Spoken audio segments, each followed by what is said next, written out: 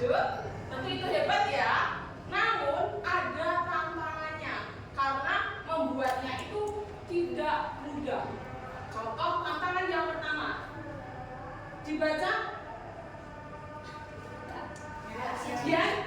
Yang pertama, robot hanya tahu apa yang diajarkan. ya, robot itu hanya tahu apa yang diajarkan atau kita inputkan. Itu namanya bias data.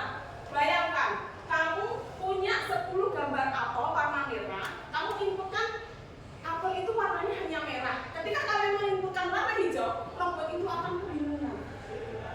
Benar tidak?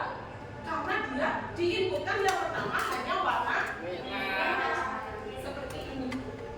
Mengapa? Karena robot hanya belajar dari data yang kita masukkan dan kita berikan. Solusinya bagaimana?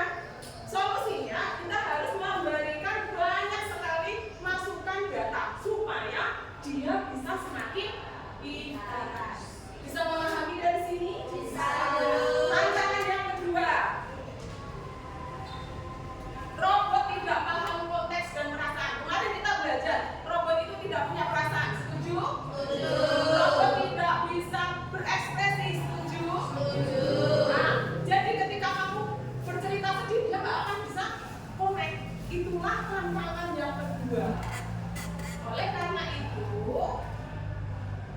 oke, ini nanti kita akan mempelajarinya lebih dekat dengan tantangan itu dengan membagikan sebuah kelompok. Kelompok A, B, C. Nanti di dalam kelompok A, saya hanya akan memberikan buah yang warnanya merah, tapi bentuknya bulat.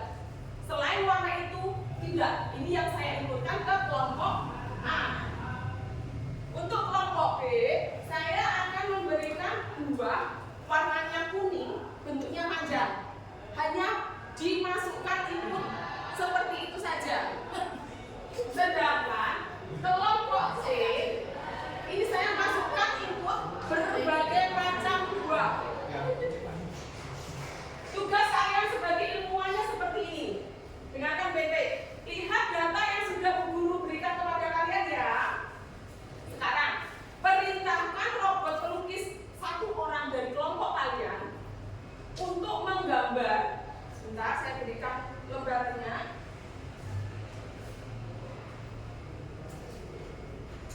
Nanti digambar juga ya. Ya, betul. Di kelompok B.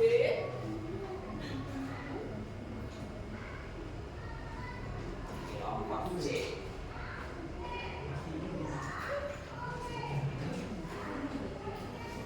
Tugas kalian menggambar satu buah seperti yang ada input yang saya berikan tadi. Satu saja, nggak usah banyak-banyak. Setelah itu saya minta presentasikan ke depan untuk ditempelkan di papan.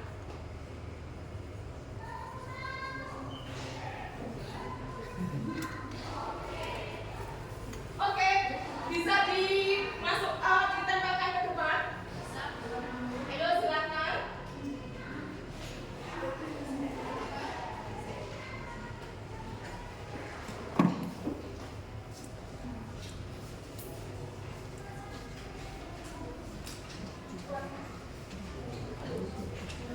Di kelompok B ya. Di kelompok C. Kelompok A.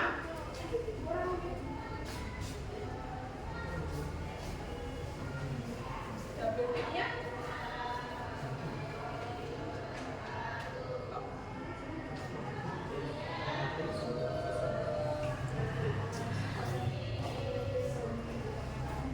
Nah, kalau kalian lihat data-data yang sudah diberikan di sini, kenapa gambar buahnya dalam setiap kelompok kok beda-beda? Ada yang tahu nggak? Karena inputannya berbeda. Inputannya beda-beda. Contoh tadi kelompok A, Bu Guru minta inputannya warna merah bulat. Makanya dia hanya menggambar di situ merah bulat.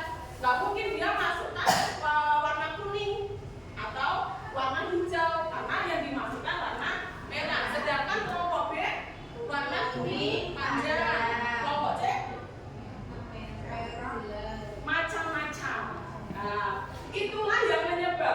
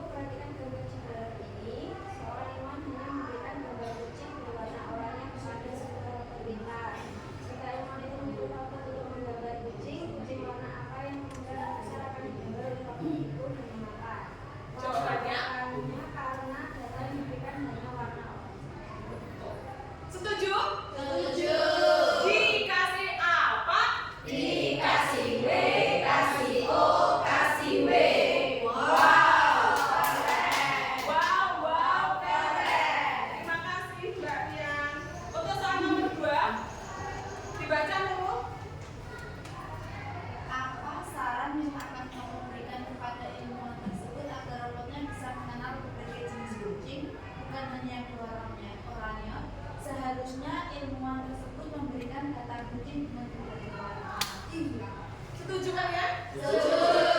Kalau hanya satu kucing, ya robotnya nggak pinter-pinter ya. Tapi kalau berbagai macam kucing, pasti robotnya akan menjadi semakin cerdas atau pintar. Yang ketiga saya bacakan, menurutmu selain data yang kurang berhasil, apalagi kesulitan yang mungkin dihadapi sama robot pintar?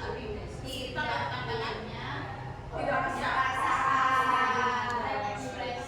Iya, robot tidak punya perasaan, ekspresi dan sebagainya. Kesimpulannya sudah jelas hari